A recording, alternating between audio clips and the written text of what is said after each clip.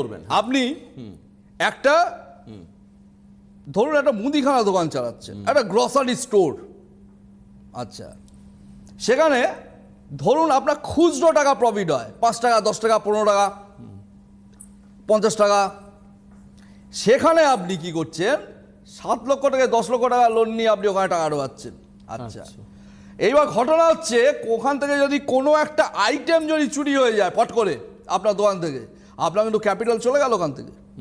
কারণ সেখানে ক্যাপিটাল হচ্ছে 100 টাকা, প্রফিট হচ্ছে 3 টাকা কি 5 টাকা। গল্পটা এটাই। এরকম যদি ক্রমাগত চলতে থাকে, আপনি ওই 10 লক্ষ টাকার হিসাব জীবনে কোনদিন পাবেন না।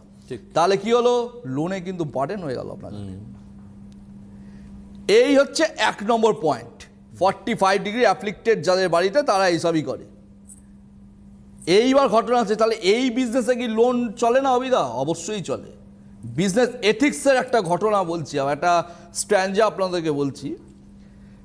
যদি কারোর কাছে 100 কোটি টাকা থাকে, তাহলে যে বিজনেসগুলো স্মল প্রফিট, মানে খুব সীমিত পরিমাণ প্রফিট থাকে, সেই প্রফিটের মার্জিন যদি কম হয়, তাহলে 100 কোটি টাকা যদি আপনার কাছে থাকে, সেখানে ইনভেস্ট করা উচিত 1 লক্ষ টাকার বেশি, একটু বেশি। এটা বিজনেস এথিক্সের কথা, এটা আমার কথা নয়, কিন্তু বিজনেস এথিক্স খুলে দেখে নিন আপনারা। আচ্ছা, এই হচ্ছে রেশিও আর কি। রেশিওটা এরকম। সেখানে আপনি 10 লক্ষ টাকা লোন করে ঢালছেন, তার মানে ভুলভাল ডিসিশন নিচ্ছেন। 45 ডিগ্রি আছে বাড়িতে।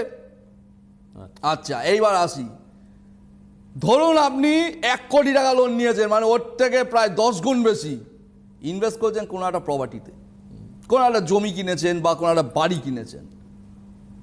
ব্যাংক বলছে আপনাকে আমি 5 বছরের বেশি কিন্তু লোন সীমা দিতে পারবো না।